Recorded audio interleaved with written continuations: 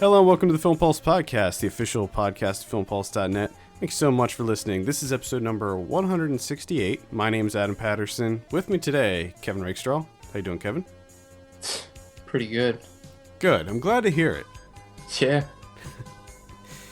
This week we'll be reviewing Claudia Losa's Aloft, playing in select cities, as well as the drug addiction drama Animals, available now on video on demand. You did see those, right? I did see those. That would have been fun if I was just like, no, didn't watch Well, this. you know, I feel like I need to ask, just to make sure. A little later, I'll be having friend of the show, director Calvin Lee Reeder, back on to tell us about not one, but two short films that he's working on that are currently funding on Kickstarter. And we'll also be going over some of what we've been watching, DVD and Blu-ray releases, predictions, new on VOD, all that fun stuff.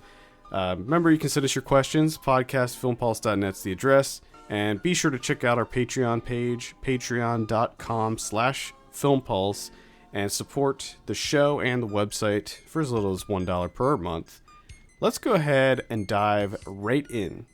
Let's do it. We're going to start. Let's get into it. We're going to start off with Aloft. Okay. This, as I said, directed by Claudia Losa. Is that how you say it? Losa? Sure. Losa? Losa? I was thinking Losa. Losa. I don't know. I have a synopsis. I have no idea if I'm right. Okay, sure. I have a synopsis here. Aloft tells of a struggling mother who encounters the son she abandoned 20 years earlier. Stars Jennifer Connelly, Cillian Murphy, and Melanie Laurent. All right, I'm going to go ahead and start this off. Start it. I'm going to jump in. Now, I know that hate is a strong word, but I'll say, like, after I watched this movie, I said I hated that movie. Right? Or, like, after it was over, I was like, I hated that. I hated everything about that movie. I don't know if I'm going to... Because it's really tough to say that. But I strongly despised this movie. I think that might be worse. I've always thought as despised is worse. Is it? You think it's worse than hate? I think so.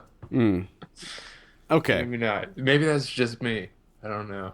I could not stand this movie. I had the worst time getting through it. It just from the beginning moments of the movie, I was like, oh no, this is not. We got like healers and like it's really new agey, and I had no idea what the hell this movie was about. I didn't either. So when this sucker starts, like right off the bat, I'm like, oh man, okay, I like the cinematography. I like this imagery. I like it. All right. The next thing I know, there's falcons. I don't know why are there falcons? Yeah. And then like you said, there's healers, and there's like the guy named the architect, and he has these ridiculous structures that he built, which reminded me of the guy from that documentary, which I can't remember what the name of that was. The guy that builds the things and then destroys in the forest. Yeah, that's. I don't remember the name. It looks exactly like that. This guy's structures, and I was just thinking to myself, what the fuck am I watching? I was trying to figure out. What are we doing? Yeah. I was trying to figure out what the hell I was experiencing throughout most of this movie. I was extremely bored throughout the whole thing. Just the fact that Cillian Murphy is a falconer. He is a falconer. He, not only that, but he has the best hybrid falcons. He has hybrid falcons.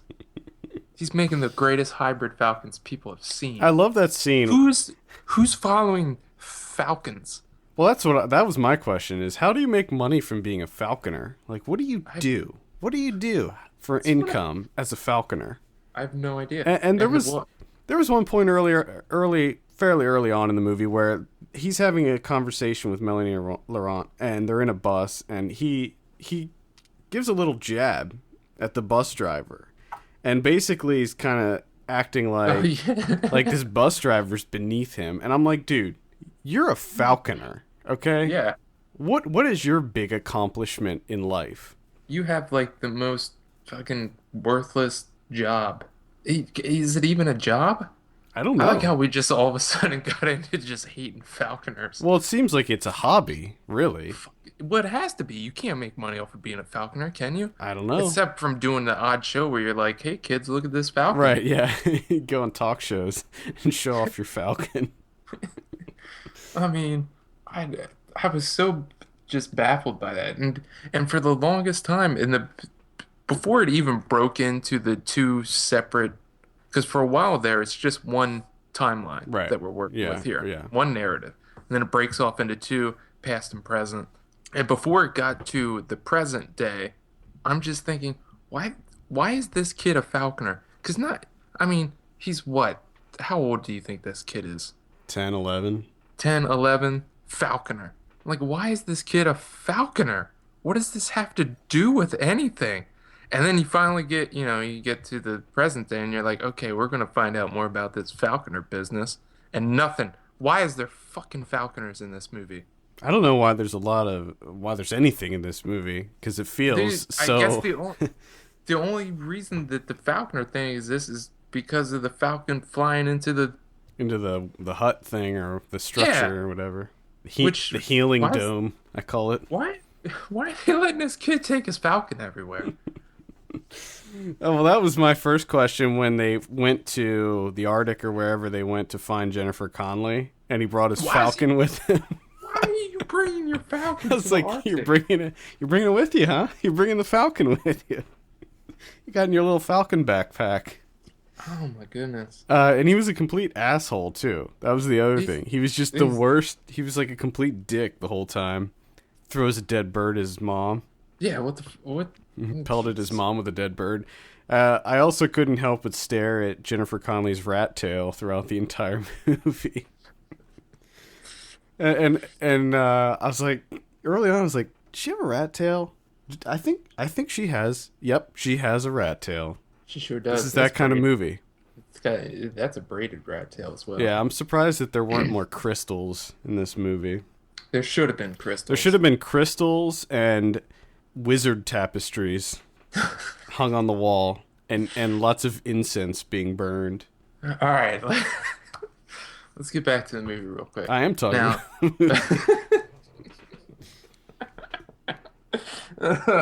okay. What was the point of all of this? Like, what did you get out of this? Like, what was this Nothing. film's message? What was it going for? I don't understand the point of any of this. I think a lot of it was supposed to be summed up in the droning that Jennifer Connelly does at the end, the voiceover at the end. But Which again, okay, terrible voiceover. Yeah. Did what? Like 2 minutes delivering voiceover. Laziest thing you can do to get your film's message across because you couldn't do it effectively with the film itself. right, So you have that going on. So I still don't know what the hell it's about or what the message was, except like maybe embracing darkness, I guess, is what they were trying to say. I have no idea. I put it to say about what? Life or art or healing or falconry? Like, is that how you're a successful falconer? Yeah, like that was the whole thing. Nothing happens in this movie. There's No, nothing and of then- consequence happens. And then it would even worse than that. The stuff that does happen just happens for no reason. Like as soon as Melanie Laurent shows up, I'm like, okay, well he's gonna sleep with her. Right? Yep, that's exactly what I said. That's And exactly then what I in the said. middle of the fucking Arctic in a car, they're just like holding hands and they're just in love. And you're like, okay, when did this happen? Yeah, and it was- I guess that's why he brought the falcon. And that was the whole thing. There was this really awkward moment where all of a sudden they're just holding hands and caressing each other. It was like, wait a minute, what did I miss here? Where was there any kind of like courtship happening? Was there a It was the connection? falcon. That was the falcon. And now I'm reminded why he brought the falcon. He brings the falcon to get laid. That's Because what it it's is. It's literally his wingman. It is a chick magnet. The falcon is a chick magnet.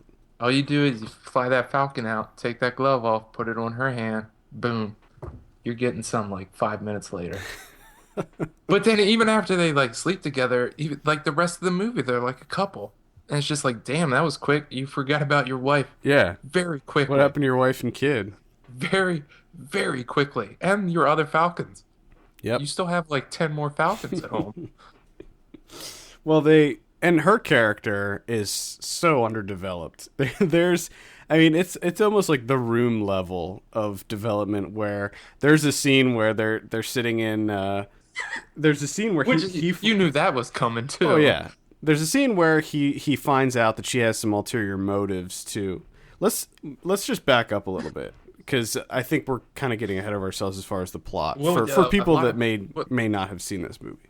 Well, a lot of our discussion of this movie is very, very Falcon heavy so far. So basically, Jennifer Connelly is Cillian Murphy's mother. The beginning of the movie, she's younger. Something happens, and then we skip forward to now. And throughout the movie, it periodically jumps back as a lead up for us to find out what happens, even though we already I knew what it was going to be right off the bat. Yeah. So Melanie Laurent finds Cillian Murphy, and she says, "I'm a journalist. I want to interview your mom. Can you take me to your mom?" And at first he's like, no. No way. And then he reluctantly agrees, and then they head to the Arctic because that's where she is. Turns out she's a healer. That's what she's hanging out in the Arctic, just healing people. And she's an artist too, I guess. Yeah. So healing sculptures, healing through art. Yeah, well, that's the basic setup, and then that's really the entire movie. Like, that's it. That's all that happens. Like and a shit ton of Falcons. Yeah. So we find out that Melanie Laurent has ulterior motives in going to see this woman, which again you can see it coming a mile away. Mm-hmm. No big spoilers here. No. And then Cillian Murphy gets pissed, and he's like, get you. Why? Tell me why mom would leave her kid. And then she gives like a terrible answer to that question. Yeah. Which is just like, and you finally get to that scene, and you're like, okay, this is what we've been kind of haphazardly working towards the entire film. Like, this is the big culminating scene. This is where the drama's just going to be unsheathed. And then there's nothing. It's just a dud, just like a fizzle. Yeah. Well, the whole movie, of like Murphy just being like a little upset. Yeah. And giving a good cry. And he goes, "Well, see you later," and then he leaves. Yeah. It's just like, we're done here. Let me get my Falcon. And apparently, I have a girlfriend now. Yeah. We didn't talk about one of the bigger scenes, which was the opening scene where Jennifer Connelly is delivering a pig. Yeah. So you see that happen. Just reach up in that pig, pull it out. Yep. Pull out a smaller pig from a bigger pig. Yep. That's how it works. You see that happen at the beginning for some reason. I don't know if that's some kind of symbolism. That's what we're starting off with. It might be, because like I said, I don't know what the hell what was this movie going for? I don't know. It's what I'm trying to figure out. To me, the whole thing just felt like it was all about kind of new age spiritualism. But it barely even focuses on that. Yeah. Yeah, well, that's the thing. Maybe like in its entirety, maybe like 8 minutes. Yeah, and that's it's devoted to that. And that's the thing. You mentioned there is this architect guy, and he's a healer. And there's this event that occurs at the beginning of the movie that again you mentioned before with the Falcon getting into the dome thing, and the whole town basically comes out against this family. And it's like, what kind of world are we living in here? What is this?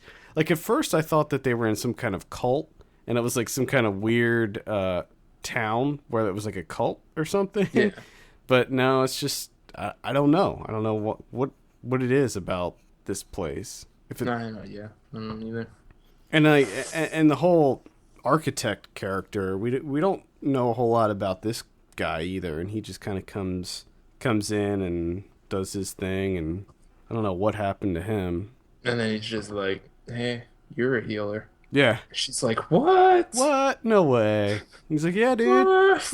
You're totally a healer." It's fucking. I didn't heal that person. You did. Guess what? You're gonna do it again. Over a bowl of pistachios. She's like, "Yeah, you're a healer. Totally. You want to go into business or something? You wanna hook up and like make this thing work?" Just like heal people. Healing team heal. Get get rid of that damn kid as Falcon. Drop that dead weight. And none of it made sense. Like, none of it made sense. Why did she leave? I don't know. There was nothing to back up the actions of any of the characters at all. Because okay, there's you know, her first healing that she does out in the middle of the woods for some reason. She takes her kids, but she doesn't. She leaves them in the truck with the keys. With the keys in the truck.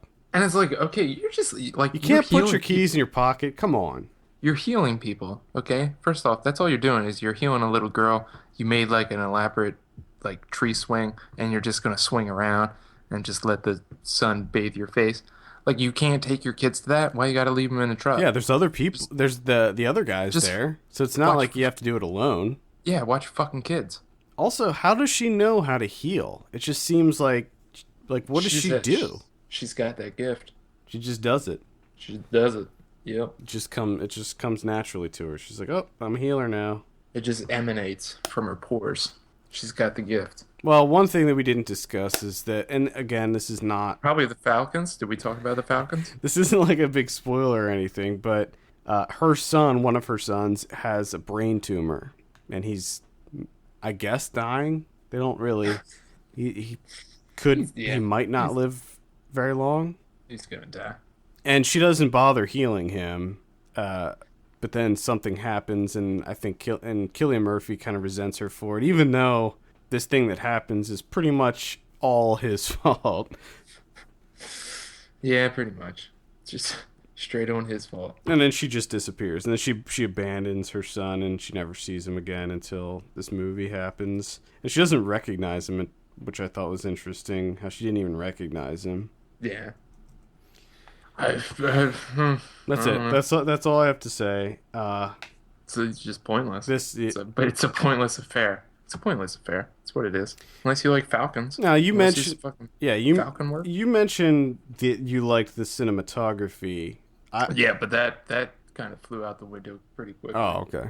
I was gonna say I did not like it. Like the opening sequences and everything. I was like, okay. All right. It looked, getting into this. It looked good. But then it just, oh my goodness. We pumped those brakes so hard. Yeah. And it just did nothing for like 2 hours. Yeah, I think CGI Falcon, was that a real Falcon flying? I don't know. Those images didn't look too natural. I think at least some of it was real. It kind of looked like Man of Steel when Man of Steel was flying, but instead of Superman, it's a Falcon. That's what you're looking at. Oh man, so that's Aloft. Absolutely cannot recommend this. I'm gonna go ahead and score this a 2 out of 10. Yeah, I think I'm gonna go 3. It's not recommended. I do not recommend this one. No. There's just nothing. There's nothing to it. It's a nothing. But we've seen movies this year that have been middle of the road, mediocre, manila folder. But this one is just so. It meanders so much without saying a word. It talks so much but says nothing. Yeah, and then even again that ending, the fact that you're going to deliver everything in voiceover, but you still haven't figured out exactly what the hell you're trying to say or what your point is. It's just it makes it even worse. Yeah. Yep. So Aloft is playing in select cities now. I would actively avoid that one. I looked this up on Rotten Tomatoes. Let me see here. Has a 8% right now. So yeah. Ooh. Yeah. And this is her first movie since 2009, which was nominated for an Oscar. Mm-hmm. This is the follow-up. This is what we get, the English language debut. Yeah. Yep. It's rough. That's not good. Not good. And it felt like everybody was, and I don't know if this is to the fault of the director, but it felt like everybody was overacting. Like Jennifer Connelly, she's a great actress, and she really gives it her all in this movie. But at times I was like, whoa, Dial it back. Dial it back a little bit here. When We're going when nuts. she's screaming, When she's crying in, yeah, in when the she face just of her kid. she just screams at the top of her lungs, and it's just like, okay, we're a little bit overboard here at this point. Just right in his face. Yeah. All right, let's move on and talk about Animals. This is directed by Colin Shifley. I have a synopsis here. Animals tells the story of Jude and Bobby, a young couple that exists somewhere between homelessness and the fantasy of their imaginations. Though they masterfully con and steal in an attempt to stay one step ahead of their addiction, they are ultimately forced to face the reality of their situation when one of them gets hospitalized. This stars David Desmalchian and Kim Shaw. Now, Kevin, we'll start with you. What did you think of Animals? Oh boy, it's all right. I mean, it's you know what it is. You know what you know exactly where it's gonna go, and it doesn't surprise you, not one bit. Drugs are bad. Heroin's bad. Don't do heroin. Yeah, it's kind of unfortunate that I saw this movie so soon after freaking why am I drawing a blank? Heaven knows what. Saw it so soon after that because that's a drug movie too, and it's actually very, very similar. It involves people kind of conning and doing what they can to keep their drug habit going, and they're homeless and all this stuff. So it's very similar subject matter, but only heaven knows what does it so much better than this movie. That isn't to say, though, that I didn't like this movie. I thought it was fine. Yeah, I mean, same here. It's just, it's one of those things that, like, as I'm watching, I'm kind of thinking to myself, do we need another heroin movie? Like, and you're not really doing anything fresh with it outside of, like, you kind of make it, you inject this, like, con angle to it that you kind of make it a con movie, too, where you get to see them do these cons, and it's like, oh, shit, that's a pretty good idea. But at the same time, it's a heroin movie. Yeah, and again... it's just so familiar. Well, here's the thing that was kind of a bummer for me, because in the synopsis it says they exist somewhere between homelessness and the fantasy of their imaginations. And at the beginning of the movie, we see them waking up in what appears to be an apartment, and they're looking out, you see the city, and then immaculate view. Yeah, and then we cut to them waking up in a car. And I was like, oh, I like this. I like this idea. It was sort of like what they did in The Voices, with where we see the reality and then we see what's happening in their mind. And I was expecting that, but they don't really do that.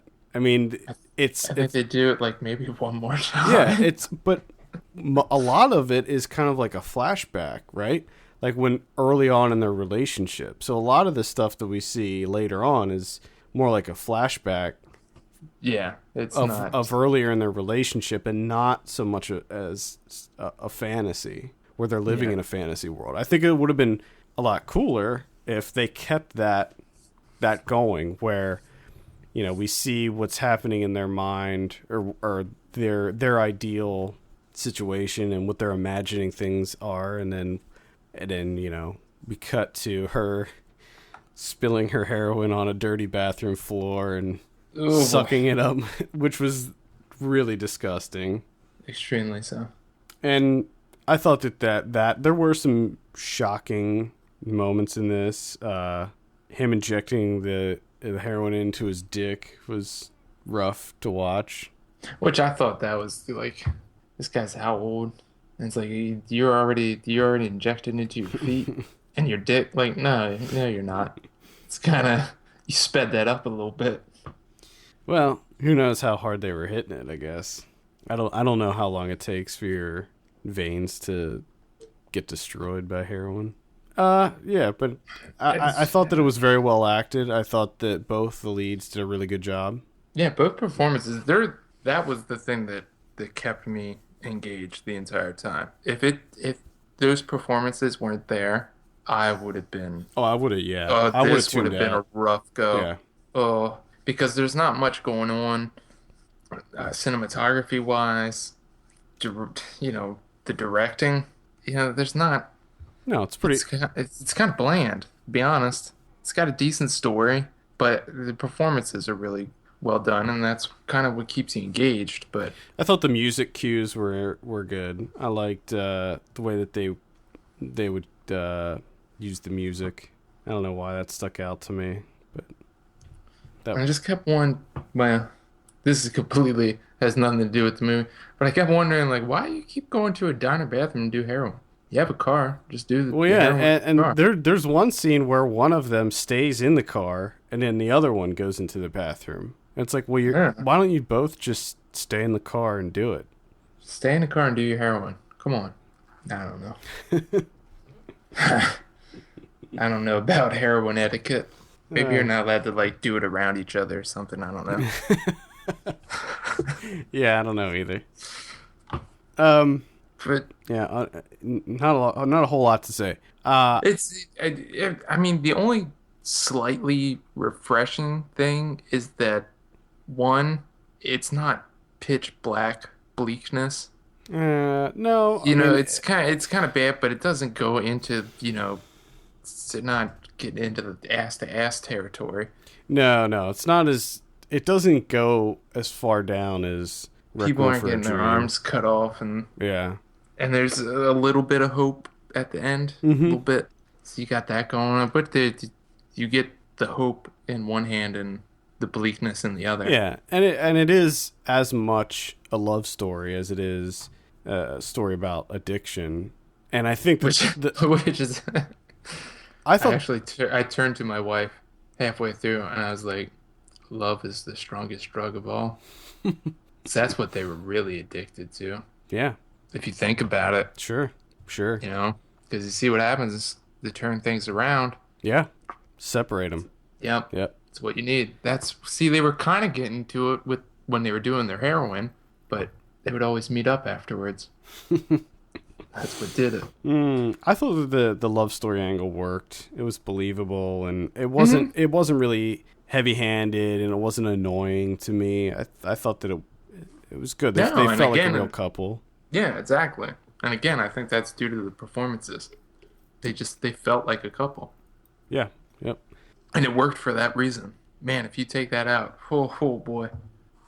It was just different than I thought it was going to be. I was expecting it to be. I thought it'd be like a fresher take. Yeah. I thought it'd be something different, something new, exciting, something. For some reason, from the trailer, I thought that they spent more time in the zoo and that they were going to draw more parallels between them and actual animals and stuff. But Not really, no.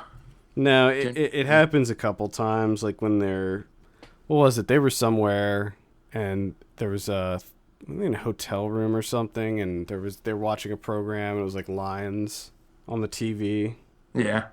Yep. That kind of worked. Yeah. I don't know. That whole angle felt kind of forced. Like I don't think this is really working. Well, I don't think they did much with it. That's the exactly. whole thing. And they kind of forgot. It seems like they forgot about it for a while, and then they kind of brought it back. Yeah. Again. You're like, oh yeah, that's right. It's called Animals. Yeah. What are you guys getting at?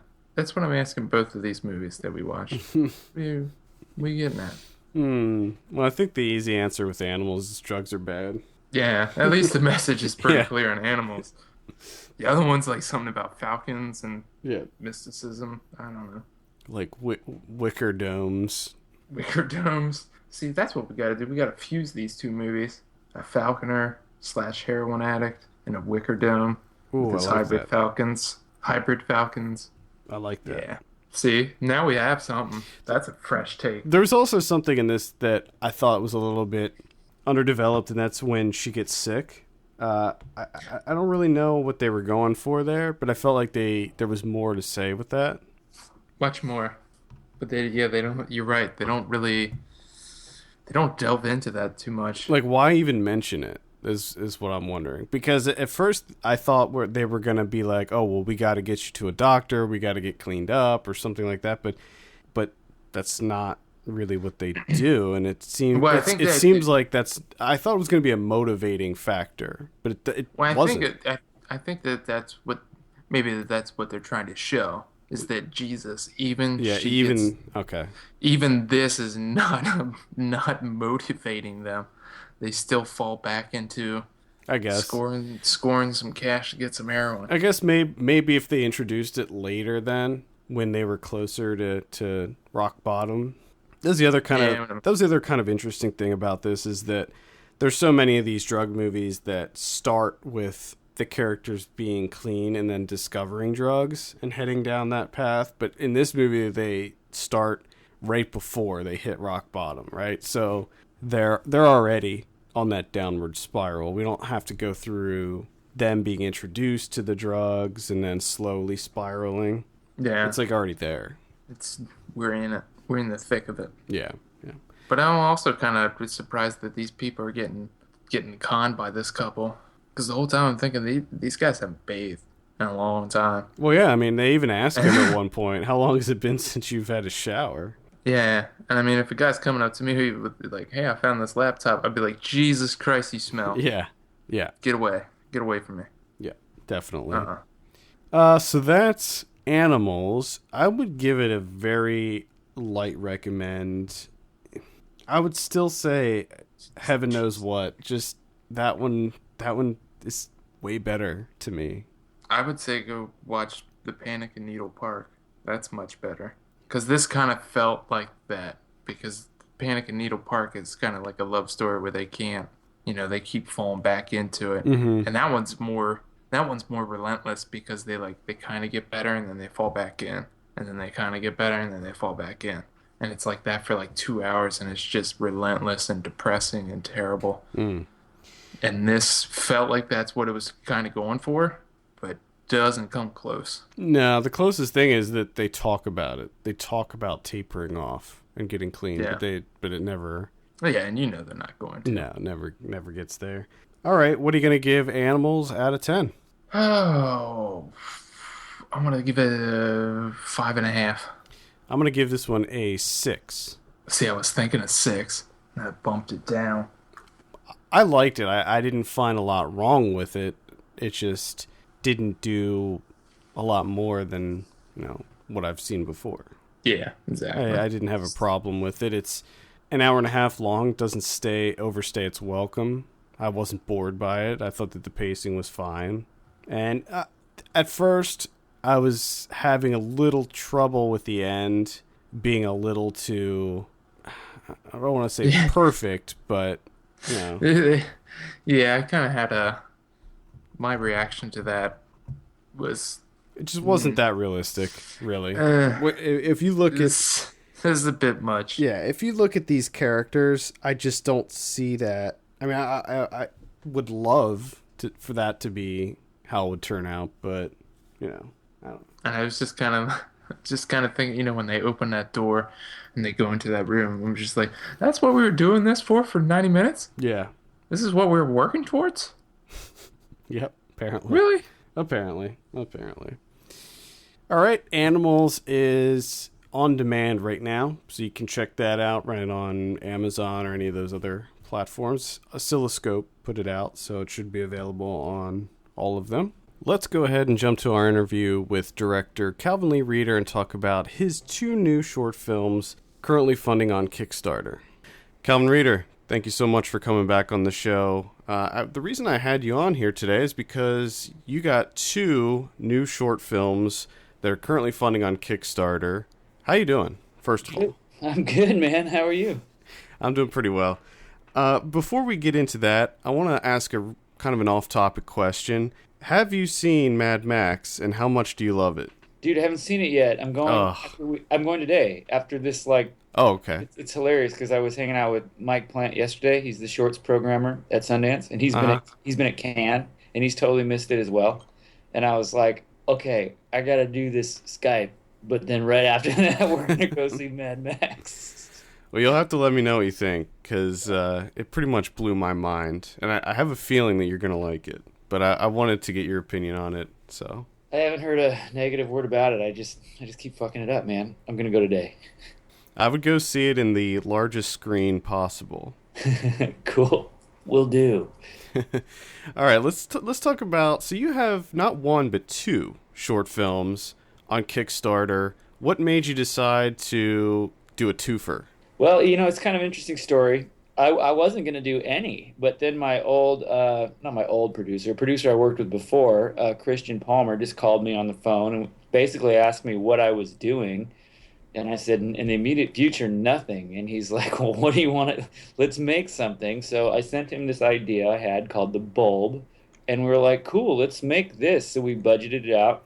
And then I emailed my guy at Kickstarter. And I'm like, his name is Dan. And I was like, hey, Dan, what do you think? I haven't done a Kickstarter in a while. And he's like, you should do two. So I'm like, okay. So I had this older idea that I could never figure out how to make. And I sent it to Christian, and he immediately found the right people. And the reason it was difficult is because it requires an elaborate set build, and we need carpenters, guys like that. So we found them, and we decided to make these two. But then this funny thing happened when I was up in Seattle. I haven't told anybody this, so I guess this is a pretty good time to say. We're going to actually make 3 short films. Wow. There's a third one, and the third one will be called Come Here. So yeah, we're doing 3 short films for about 11, or actually will probably be about $10,000 because there's Kickstarter taxes and stuff we had to cover. But 3. Cool. So, are these short films gonna be? Are they gonna be connected? Because you're shooting them back to back, right? That's right. It's gonna not. You know what? It's gonna be all mixed up. It'll almost be like you're shooting a feature film because we won't be shooting it in order because we have to run all over town and how right. So yeah, we're treating it as if it's one film, but they will, Now, are there going to be the same actors or characters? Are they going to be kind of intermingled? Are there going to be connections to each of these short films? We're kind of working on that. That could happen. We want them to play, independently. So like we could say submit the procedure to the Maryland Film Festival, and we could send the bulb to Florida, and they wouldn't need each other. Okay, that's kind of the hope there. But we are, they are connected. There are some of the same performers. The identity of the characters in these films are not really the emphasis. So I think there's a way to put them all together and make some kind of like maybe like a quarter-hour freak out. That'd be kind of cool. Well, let's talk about the stories themselves. So let's start with the bulb. Sure. Why don't you tell us a little bit about what you have going with that one? Story-wise, it's about a lonely man checks into a motel room, finds a stranger in his bathroom that reveals to him an alternate world that is broadcast in from the public access station in motel television. He coaxes him to go in there, and his life is forever changed very much for the worse after he chooses to do that. Well, I already love it. What about the procedure? So the procedure is a shorter film, but it's the most expensive one. It requires a huge build, and it is about a guy who, I say an unsuspecting man, who is captured and held captive in a strange little room where something horrible happens to him. But it's not what you might think. It's horrific, but I think you'd actually have to classify this as comic. But either way, you won't forget what happens. And if I told you right now, I would be spoiling it. Yeah, don't tell us anything. It's horrifically comic, and I don't think anybody's seen this particular thing done in a film before. Well, I'm very intrigued now. I was already intrigued, but now I'm really intrigued. So, speaking of length, what are you looking at as far as the length of both of these?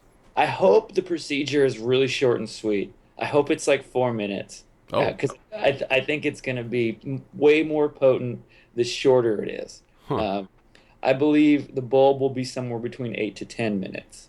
Okay. And then this third one, Come Here, I'm hoping to get it in at 2 minutes. I love the short. In the weirdest way, they're the most memorable. Yeah. So we want to do potent, short things and just roll the dice. And it seems almost like with that length, you could just bunch them all together, as in one short film, and just have all 3 of them together. Yeah, we're working on that kind of a thing as well. Like, what kind of visual concepts can we do to glue these together Hmm. and sort of just give them to the folks that want to see them?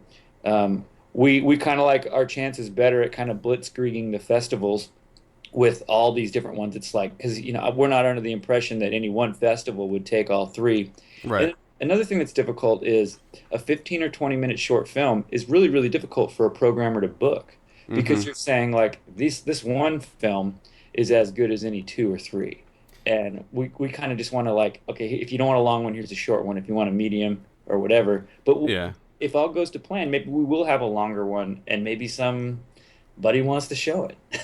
Yeah. I And don't know. a lot of times programmers package short films together Yeah. into one program or a specific short film program, and it can be difficult when you have like the longer ones in there. It seems like it would be much easier just to throw in a 2 or 3 minute long one, just Yeah. to spice it up. Yeah, and then maybe when all said and done, I can glue them together and put them on my website or YouTube or whatever, and anybody who wants to see it can see it. Now, do you want to tell us anything about, I know that you haven't even revealed the third short film until just now. Do you want us to tell us anything about that one? Sure, this is definitely about a suspicious man who's walking through a wealthy neighborhood at night. And one of the things about the wealthy neighborhoods in Seattle, and I don't live there anymore, but I was up there visiting, and me and Carlos, one of my producers, we were up at like 4 a.m. walking through these really rich neighborhoods, just with the feeling that we could get arrested just by looking at these houses. And one of the funny things about these homes is they always have the cutest little entryways, and this is like regarding their lights, like really well lit paths up to a really inviting doorway or entryway, and some of them are downright seductive. But the last thing they want you to do is actually go there, even though that's what it's screaming. Yeah. So we're making a film about a suspicious man who takes an invitation to a place like that he probably shouldn't. Oh, I can't wait for that one as well. Um, so now your last few films were feature length. You did The Oregonian, you did The Rambler. What made you decide to go back to the short form story? Was it just because you had these little nuggets of a story milling around in your head? Yeah, well, I mean, that's probably what made it possible for me to do these. Well, the reason why is because the feature film projects I have in development now are just in development, and as you know, that can take forever. So, like, I'm sitting around pitching a lot and writing a lot, but not making a lot. So, when Christian called me, my producer, he said, "Well, why don't we make these up in Seattle with like Carlos and stuff?" And I'm like, "Man, that sounds like the best thing ever for me right now." And I happen to have these projects, so that's how it happened. Cool. So as far as shooting, now I know before you shot on film, have you decided how you're going to shoot these? Yeah, these will be on Alexa. We have a Okay. really cool DP who owns one, but I still shoot film. I actually shot a music video yesterday on film, so Oh, really? I haven't like switched over. It's just what's available these days and what battle you really want to fight. Right. Yeah, exactly. Do you want to talk about the cast that you have lined up here? Sure. Yeah, sure. We don't have the entire thing cast yet, but we definitely have Linus Phillips, who some people may have seen in Togetherness, and they may have seen him in a show called Eastbound and Down. He also was recently in a film called Manson Family Vacation opposite Jay Duplass, which I just saw at SIFF, and it's really good. Actually, I'm about to go see that. I'm going to the opening night at the Brooklyn Film Festival, and Nice. that's the opening night film. So I'll be checking that out actually next week. Oh, cool. Yeah, I mean, Jay and Linus are both friends of mine for sure. Jay's a little busier these days, but Linus and I are going to go and get dirty in these motels. And Linus and I have been talking about doing this for a few years now. He's a filmmaker as well. He made a feature called Bass Ackwards that played Sundance 2012 or something like that. And it's great. And he's just a creative force. So we kind of belong together. Also, a guy who's in it is Christian Palmer, who happens to be the producer. And he works as an actor as well. He works as a negative cutter sometimes. He's my producer on the film The Oregonian. He's all things film, and he's pretty much good at everything. And he'll do anything. So we need him for that. And let's talk about the actual Kickstarter campaign. So you're looking to get 11 grand for this. Now, I'm assuming that that's going to cover the third short film as well, even though it's not on the page yet, right? Oh yeah, we're gonna make it work. We don't want to ask for any more money than we need. And the idea we have is pretty simple for that. And I almost think we just like keep the DP for a extra night. You know, we're already trying to get these done in 4 days, and if we just move some scheduling around, we think we can squeeze this thing in. Yeah, we don't want to ask for more than we need. You know, none of that covers my travel or food or anything. That's just to put it all on the screen. Cool. And do you want to go over some of the different rewards that you're offering for backers? Sure. Yeah. In the upper tiers, my mother happens to be a professional psychic, and she will be giving psychic readings. She's offered to do that. She's really good, actually, if you're into that kind of thing. Well, we have a lot of propage from the films left over in my closet, if that's something anybody might be interested in. If people have less money, which is fully understandable, I have many, many copies of an early feature film I co-directed called Jerk Beast. The film is a total disaster, but if you ever want to see the humble beginnings of a filmmaker struggling out of the primordial soup of idea and thought, this is Jerk Beast. It has a weird following, by the way. Like, a lot of people have no idea that I have continued to make films after Jerk Beast. They just find me on Facebook and ask me where they can get that. It actually started as a public access show. We had a weird following. So we'll have that. And then we also have like a lot of posters from the Oregonian and the Rambler left over. So that's all packaged in there as well. Fantastic. So this, as we're recording this is Sunday. There's 19 days remaining. So we'll be sure to put the link in the show notes and all that stuff. And you can go to our page and we have all the links and all that stuff there. So Calvin, thank you once again for coming on the show. Best of luck with the campaign. Oh, man, thank you so much for having me. I really appreciate you helping out with this. Thanks again, Calvin. Again, we're going to have the link in the show notes for the Kickstarter page. Be sure to check that out as soon as you can. Let's go ahead and talk about something we're watching. Kevin, we'll start with you this week. Go ahead. Oh my God, I finally got to see Polytechnique. Okay.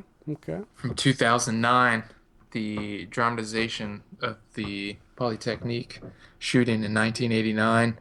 And, boy, this is a tough one to watch because it's just a straightforward dramatization shot in black and white, and it just deals with the facts. Shooter getting ready for the day, you know, some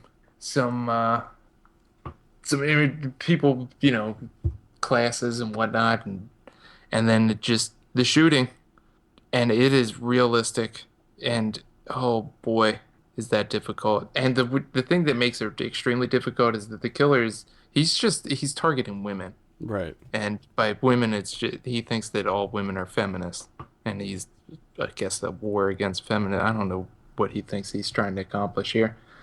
And man, it's difficult because the very opening scene kind of catches you off guard because it's just people making copies. Mm-hmm.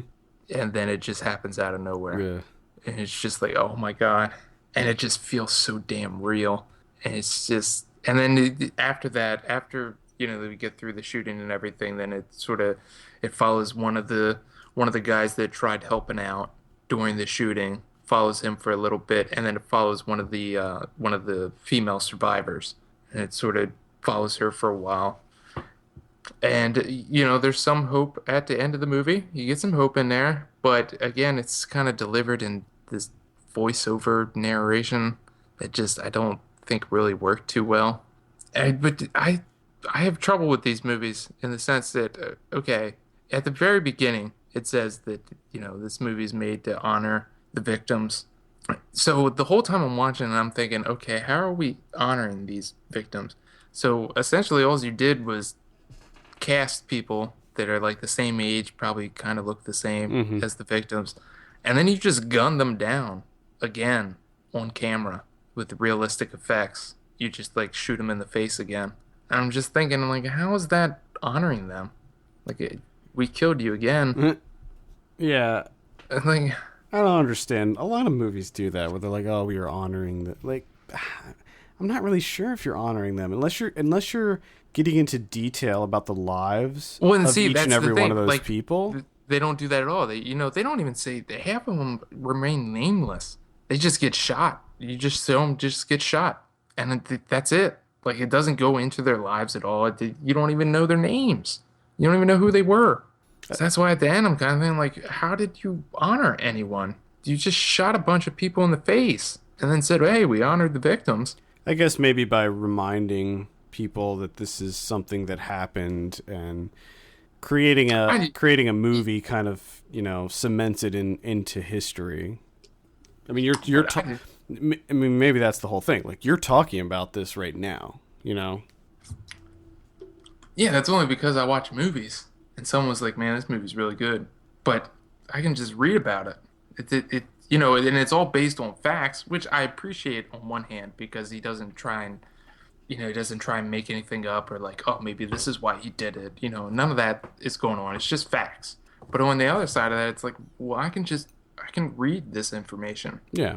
No, I don't need to see people get shot in the face for it to, affect me. Yeah, I agree with you. I'm just trying to play devil's advocate. Like, as far as what they mean when they say, like, honoring the victims or whatever. I mean, maybe it's honoring them by making a movie about them. I mean, I don't know. Yeah, it's difficult. I mean, from a filmmaking standpoint, the actual film itself, it's good. The black and white is gorgeous. The utilizes a lot of experimental camera movements. Just it kind of throws in everything. Just uses stuff left and right. Some of it works, some of it doesn't. But I mean, if I never saw it, I'm not really missing out. How did you see this? This was on Mubi. Mubi. So if you have a Mubi subscription, check that out. Again, Polytechnique. I saw one that I was not excited about, and that's Tomorrowland, and I was I was disappointed. I guess I was just expecting it. I wasn't excited for it. I wasn't anticipating it, but I thought that it would be at least an entertaining, fun movie. But it was pretty dull and pretty boring, and I did not enjoy myself with this one very much. It's really long. It's like 2 hours and 10 minutes, and it overstays its welcome.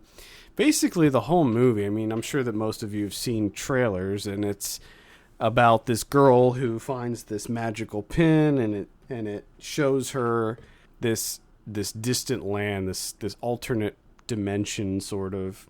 And then she meets up with George Clooney, who ends up taking her there, and conflicts occur, and she has to save Tomorrowland and whatever. And this conflicts, man. Yeah. Well, the way that they get to Tomorrowland, it turns out that the Eiffel Tower is like a spaceship, basically. Yeah, if you look on the Letterboxd page for Tomorrowland, they show you a little thing of what the Eiffel Tower looks like. It like opens up, and the all the big thinkers like Edison and Tesla, they created this transport ship that in the Eiffel Tower that takes people to Tomorrowland. It's pretty ridiculous. The whole movie is basically about new school versus old school sci-fi. That's what the whole movie is about. It's sort of talking about how back in the day, the way that people looked at science fiction in the future, it was very bright and promising and exciting. Mm-hmm. And then nowadays, all the sci-fi movies are very dark and dystopian. And Correct. The whole movie is supposed to be about bringing that old optimism back. Mm-hmm. But do they? No, because I'll tell you why. She goes to Tomorrowland, and when she goes to Tomorrowland, it is that post-apocalyptic dystopian future. The movie basically is what it's preaching against, and it's that fact alone really bothered me about this movie. Yeah, but does she save it, and then optimism flourishes? And Yes. like... Of course. Oh. It's just not. It just wasn't. I mean, there's giant robot fights and What? yeah, there's giant robots in this. Surprise, surprise! Summer blockbuster with giant robots. What? Craziness. I will say that Brad Bird he's a good action director. He's really good at creating adventures. You know, he's the guy that did The Incredibles and The Last Mission Impossible, and I love those movies. And I think that with Tomorrowland, the actual place of Tomorrowland, it's gorgeous looking. I mean, it looks awesome. And I loved that aspect of it. It looked really good. It all looked very CG, but it's to be expected. Yeah. Because this place is huge. It's like a giant city. But the weird thing was there's like nobody in the city. It was this enormous city that had almost no people in it at all. For most of the movie, it just looks completely empty, other than Hugh Laurie, who's the bad guy, and then some random soldiers. And some giant robots. Yeah, and a couple giant robots. So yeah, Tomorrowland, big disappointment. Can't recommend it. I do have a full review up on the site, so you can check it out. Read my more detailed thoughts on it, but I think I gave it like a 5 or a 5.5. Ooh. Yeah, just oh boy, was not feeling this one at all. Goodness. I have one that I was feeling, kinda. I got to see Girlhood. Oh, okay. That popped up on the old Netflix instant. Yeah, I saw that some people were talking about that on Twitter this weekend. So I got to knock that off the list. It didn't live up to the expectations. It didn't live up to, how great I was expecting it to be, considering what everyone said about this. But I did say that you're not real big on coming of age stories, and that might not. I'm not. Yeah, I'm not. I'll be honest. I'm not.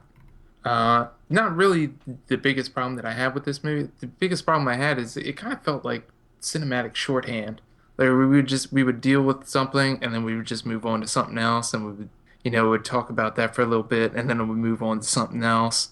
But it wouldn't really develop any of these things. It would just kind of touch on it and then move on. It's just a series of new things for the main character to go through. Her at home, and then at school, and then the gang, and then at home again, and then another part of the gang, and then she's working for this guy, and then she's here drug dealing, and it's just like, okay, can we just stay in one spot and like develop things? But I have to say, the things that really worked for me was when she was with the gang, and it was just those 4 girls just hanging out. Yeah. And I was surprised that I liked the Rihanna scene. Oh, I thought that was the best scene in the whole movie. Yeah, which I was kind of figuring I would hate because I'm not a Rihanna fan. Oh, no, neither am I. And even when it first started, I was like, oh, what the fuck are we doing? Are you kidding me? And then, like a little bit later, I'm like, oh, we're going to do the whole song? Oh my God. And then, just that little bit after that, I was like, all right, yeah, all right. I like this scene. This is fun. Have you seen Mommy yet? Mm-mm. Oh, okay. Never mind. Does he do like kind of the same thing? No, we'll talk about it. All right. Have you seen it? I don't know. I don't want to say anything. All right. Plus the performances I thought were fantastic. Just it felt real. It felt natural. Everyone just felt natural. Agreed. Like they've just been friends this entire time. I still recommend it. Still a good movie. Just didn't quite reach to kind of as advertised, I guess, as you would say. I was a huge fan of this. In fact, this is still number on my list of top 10 or top movies of the year. 3. This is still number 3 on my list. I did really like the opening. I thought was fantastic. After the football, which I was kind of weird seeing French people playing American football. Yeah, girls. I didn't know they. French girls playing football. I didn't know they did that. Yeah, I didn't apparently know they do. Football in France. I love the cinematography. In this movie, it really, for me, it hit all the right notes for me. Like there's certain techniques and shots that I always have a soft spot for, and this hit a lot of those for me. Yeah, I did really like that how they're making so much noise and they're having such a great time and they're walking home and they're talking. Mm-hmm. As soon as they get to a group of guys, it's silence. Yeah, yeah, Silence. yeah. And I kept, which I do appreciate. It was refreshing that it didn't get terrible because I just kept thinking that something terrible was going to happen, which is, that's kind of tells you Yeah, where how it is for a woman. Because even just watching them walk home, I'm like, oh shit, something terrible is yeah, going to happen. yeah, yeah. Well, that was the other thing about this movie is that it gets serious, but it doesn't rip you apart. There's nothing in it that's horrific. Yeah, which I appreciated. Nothing, one of these overly dramatic Right. developments. Like I don't want to say that just it's try and rip your heart out. It still affects you, but it's all, it's normal. I feel like it's more in line with what typical adolescent girls go through, and nothing like crazy. She's not a heroin addict living on the streets in France or anything like that. Like she's growing up in a fairly typical lower class environment. Or knifing people, for heroin money. Yeah. Because her and her falcon have a heroin problem. yeah. You're not seeing a whole lot of that, but I would absolutely recommend it. It's on Netflix, so if you have a Netflix subscription, check that sucker out. Give it a watch, because out of 89 movies that I saw this year, that's number 3 so far. Oh boy. Yeah. Well, I'll talk about Chappie. I saw this last week. I didn't get around to talking about it. Keep it short. I got time for Chappie. Okay. No, I'm just kidding. Well, no, I will keep it short. It's not very good. This did not work for me on really any level. And I talked to you about this a little bit off the air, Kevin, last week. And it's, I really want to like Neil Blomkamp. I want to like him because I think that his visual style is there. It is there. I love the look of Chappie. I love the look of this world, all the robots. Just this very intricate universe that he creates. Just like he did in Elysium, which was another movie that was not very good, and District 9, which was very good. With Chappie, it's a very typical kind of robot movie. It feels like Short Circuit mixed with RoboCop. Very much a blending of those two movies, where Chappie, he is conscious, like he's self-aware, and he's like full AI. Full AI. He can learn. He has emotion, which is interesting. Okay. But the problem is, so early on in the movie, he gets kidnapped. Basically, Dev Patel creates him, and he gets kidnapped by Diantword, the music group Diantword, and they take him back, and they want him to give them a code that turns off all the robotic cops so they can pull this heist. And he's like, well, I don't have that. They're fully automated. I can't do that. And then they look in his truck and in his van, they see that he has Chappie, which hasn't been turned on yet. He hasn't tested it. So they make him turn it on, test it, Chappie, and he's alive and stuff. And they basically kick Dev Patel out. And he just leaves. And Dev Patel just leaves. So they raise Chappie as their own. And they kind of train him to be a thug, be a gangster. And things happen, and it gets... I won't give away anything as far as where it goes, but I will say that it is completely ridiculous, and by the end, it is laughably bad. It just does not work on any level, and it just, as the movie progresses, it just falls apart. It just keeps falling apart over and over, and eventually there's just nothing left, and it's ridiculous. And Diantword, I don't know why they were in this movie. They probably shouldn't have been in it, because it felt like it was their movie. It felt like they were taking center stage. And there were parts of this movie where they wore Diantword shirts. They wore shirts with pictures of themselves with their band's logo on them, as if they were advertising themselves. And at one point, the girl, Yolandi Visser, she wore a Chappie shirt. She had a shirt that says Chappie, and it's a picture of Chappie. And it's like, well, where did you have the time to make this shirt? Did you go to like Kinko's and get this shirt made or something? Like, what's happening here? Oh god! It gets so ridiculous. And Hugh Jackman is the bad guy. He's got a sweet mullet in this, and he's not a very good bad guy because you never really understand. Like, you kind of get where he's coming from, but his actions later on don't match the way that he acts towards the beginning of the movie, and it's a failure. Sorry, it's just not good. It's just straight failure. Yeah, I mean, it's visually, the special effects work on point. Like, all the robot stuff, like, you can't tell what's CG and what's practical, and it looks really good. All the design work looks awesome, and we got they sent us a coffee table book for Chappie, like an art book, and I looked through that after watching it, and I mean, they went into a lot of detail with the production design of this movie, and I feel bad, knocking a movie that looks this good and clearly had this much time put into it. Yeah, but just put that same amount of time into like the actual story, right? And Exactly, and exactly. Everything else. And I think that this is also based on a book or something, so maybe that has something to do with it. But yeah, is it this giant word in the book? I don't think so, but I don't know.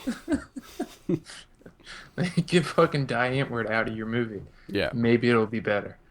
Why is giant word in there? I don't know. I mean, as far as acting, I was really surprised because I thought that they were going to be horrible, and they weren't that bad. They were not. Although I read that Ninja was horrible to work with on the set, and they had a lot What? Really? Yeah, they had a lot of issues with him. Ninja from giant words hard to work with. You kidding me? Can't imagine. Man, I would have never thought that shit. Wow, who knew? I have one here for you. Peter Greenaway, Zed Two Noughts, 1985. Okay. This is different. It's about two twins, okay? Zoologists, twins, the Deuce brothers. It starts off, they're both of their wives die in a car accident.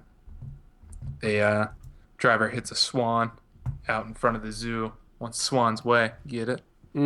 It's got little fucking tricks in there. Little wordplay tricks. Left and right. Oh, man. Because they're clever. So, that happens. Both Deuce brothers just... Oh, man, they're a wreck. One guy starts just trying to go back to the beginning. Evolution. Try and figure out where it ends. Where did everything go wrong. Just trying to figure things out. The other guy goes the opposite direction. He wants to just film everything decaying to try and find answers, I guess. And they end up befriending the woman that drove the car that ultimately killed their wives. She lost a leg in the accident. So then, of course, it gets into all this symmetry stuff. There's just so much going on in this damn movie. Most of it is to no really end goal whatsoever. There's a lot of talk. We're discussing symmetry. We're discussing nature. We're discussing decomposing, evolution. It's so many topics, but they're just discussing them. They're just, kicking shit back and forth on these topics, and it really doesn't go anywhere. I mean, there's a lot of very bizarre imagery. The cinematography is really the only thing that keeps you engaged throughout, because holy shit, these are some of the most immaculately staged frames you will see. They are unbelievable. The symmetry of these frames and everything. And I don't know, it's a tough one. I definitely recommend it because you just need to see it.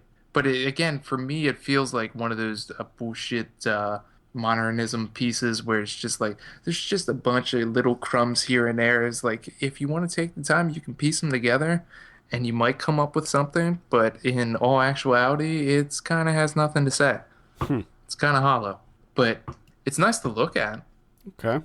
And you get some weird stuff going on in there. You get to see Number one, English people say they pronounce zebra very oddly, and it's obsessed with zebras. There's so much zebra talk going on in here, as they say zebras, and it's something. It's something else. You could see a zebra decay and fast forward, Oh, that sounds wonderful. a swan decay, a dog, an apple, which I didn't know that that was a thing in this movie, so I was eating while I was watching it. That was terrible. Nice. It was just, and while they're doing the decay footage, they play this like really jaunty tune, kind of like makes it really happy and upbeat. And by the fifth time they're decaying an animal, I kind of got into it. And I'm like, yes, they're decaying an animal. This is awesome. Here we go. Maggots, woo! All right. All right. But I mean, this is my first time dipping my toes into Peter Greenaway territory, and I'm definitely curious to see more. I wasn't, completely put off, but I don't know. Yeah, I don't know about this one. I was looking through his filmography here. I don't think I've seen anything of his. The only thing is the cook, the thief, his wife, and her lover. My wife saw that and said it's fantastic, so I'll probably go there next. And that is Zed and Two Noughts. Looks like it's available on Netflix Instant, right? No, I watched this on Fandor, but maybe it's on Netflix too. I don't know. It says play on oh, maybe that's Amazon. Yeah, oh yeah, sorry. Amazon Instant. So if you have Amazon, it's on there. I don't really have anything else that I care to mention. I have one last one. This I also watched on Fandor, called Massacre Gun, 1967. Japanese crime movie, black and white, jazzy as all hell. Just jazz soundtrack throughout. When it's good, it's good. When it's good, it's really fucking good. Just the problem is that the times that it's not good, there's really nothing going on. They're just kind of like waiting around or just discussing like what their next move's gonna be, and it's just honestly it's kind of tedious. But man, when this fucker is good, holy shit, is it good? You got a mob hitman right off the bat. He's forced to kill his lover, so he's not too happy, right? And then his brother gets into some shit, and he decides, I'm getting out of this, quitting the family. And then what he does on top of that is he's like, well, fuck it, I'm just gonna take over now. I'm just gonna attack everybody, and it's just all out war. So now he's fighting against his old crew and his best friend, and they just go, him and his brothers just go ape shit, taking over the town. And things get out of hand very quickly. There's a shootout sequence where a guy tries to, number one, he gets caught in bed with a woman. Guy comes in with a gun. He uses the woman as a shield. And then when he escapes, he ends up getting shot like 140 times. And they just show it. So it's just him against a brick wall, a line of people, and they just shoot him forever. And he sells the shit out of every single bullet hitting his body. It is ridiculous to watch. You got a guy getting killed, and then his body is delivered back to his crew in a coffin with a time bomb wrapped around his neck, which is pretty fucking badass. And I recommend this movie alone just for the ending confrontation, the shoot down.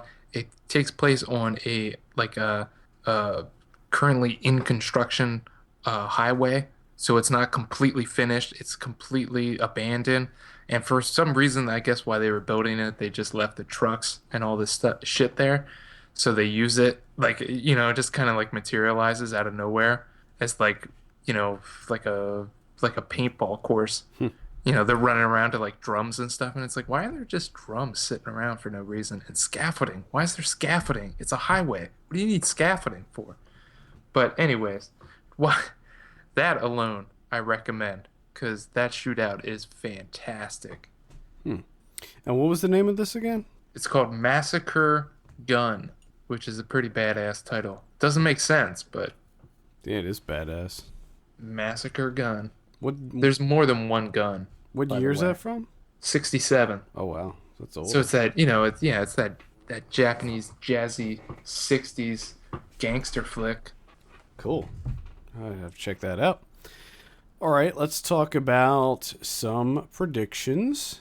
Last week, Poltergeist. You said 52. I said 56. Actual 34.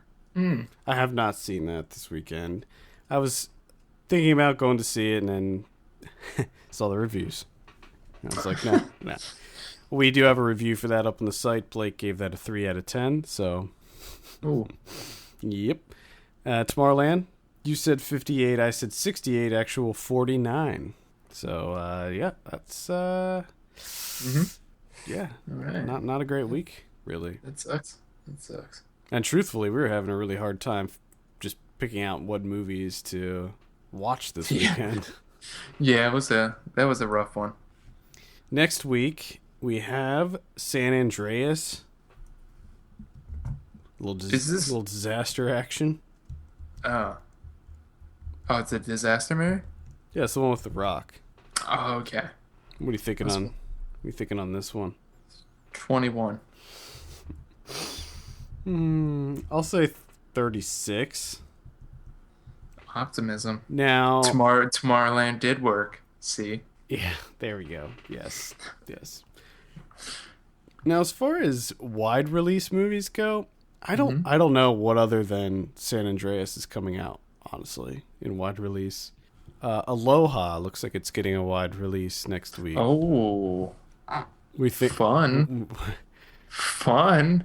Now, that doesn't seem like one that you would be interested in. No, this movie looks like absolute shit. Are you kidding me? I don't think I've even seen a trailer for it, so... I haven't either. I just saw that it's called Aloha and it's Cameron Crowe. Yeah. It's got a lot of people in it. It's got, like, Bradley Cooper and Emma Stone, Rachel McAdams, Danny McBride, John Krasinski, a.k.a. Kevin Rakestraw.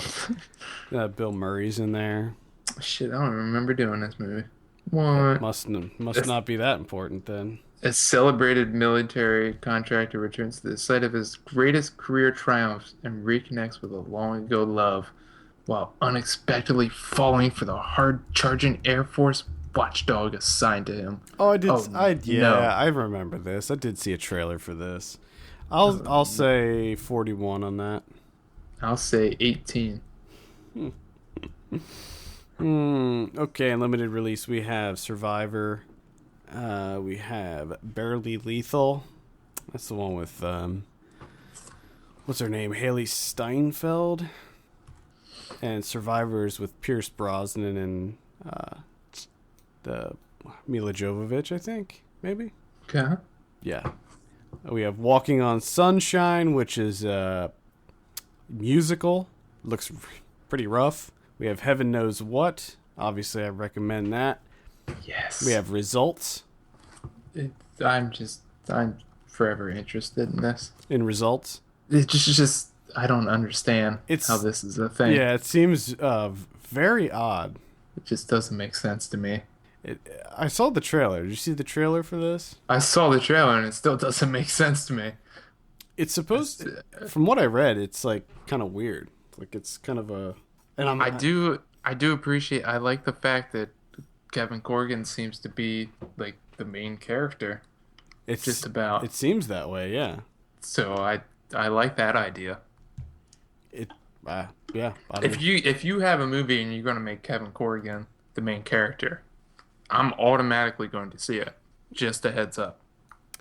Well, future reference.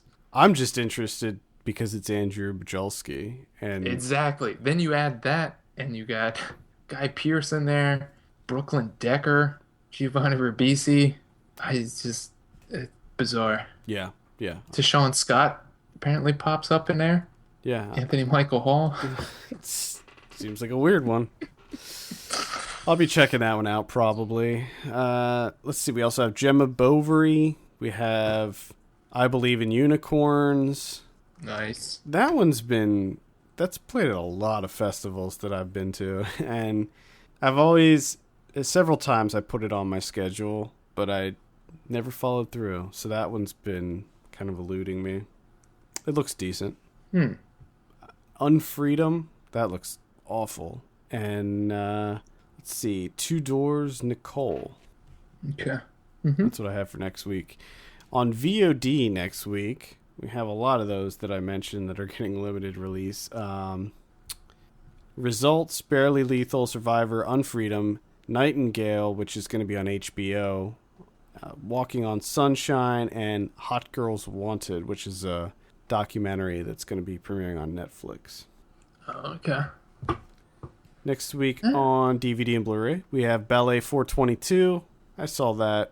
It was okay. It wasn't great. It was fairly interesting, but nothing spectacular. Yeah. I talked about it a couple months ago on the show, but I'm not a huge ballet guy anyway, so... Not your thing. Not my thing. Cut Bank. Huh. Yeah.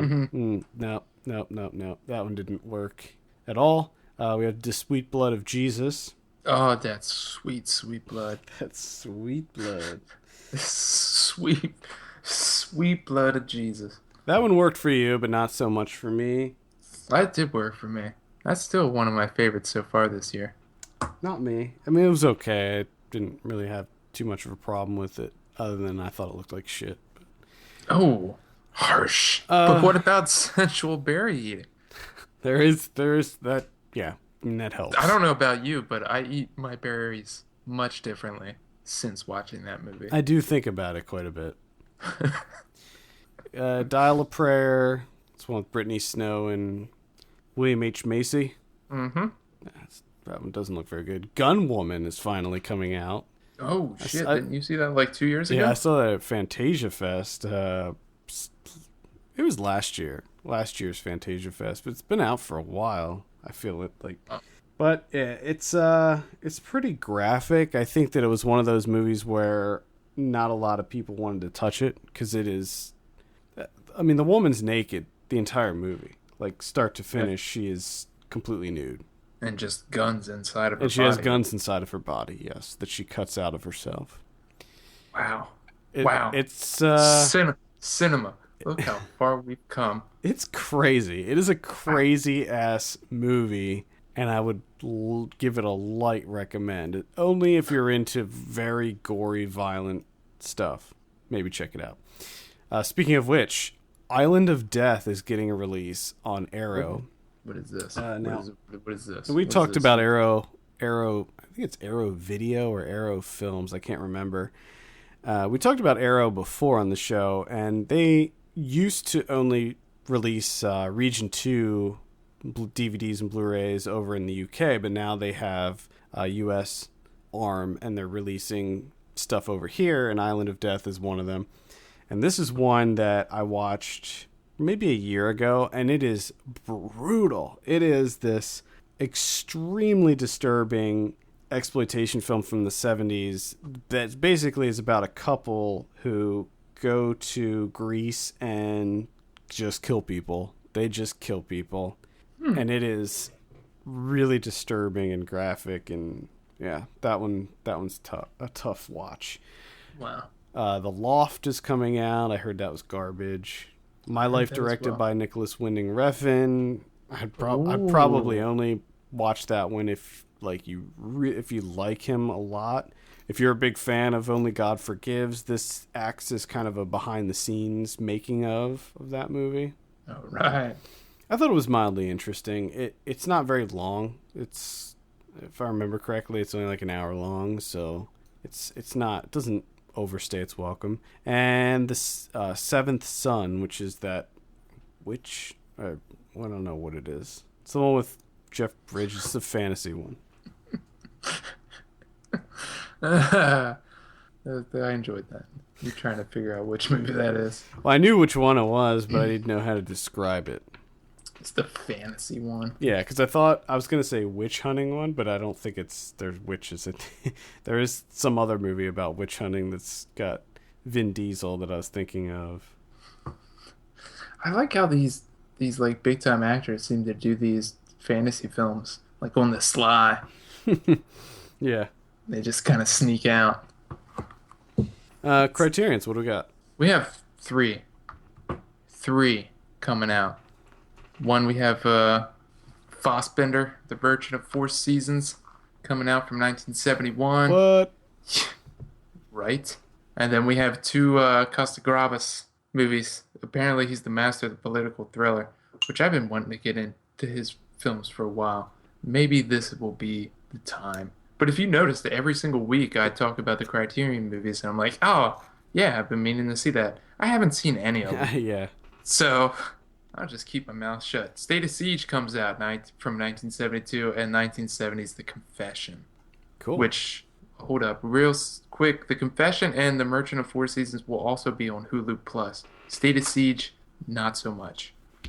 Okay, so if you have Hulu Plus, you can check out the two of those. So. Yep. All right, well, I think that'll do it for the day. Thank you again for Calvin coming on the show.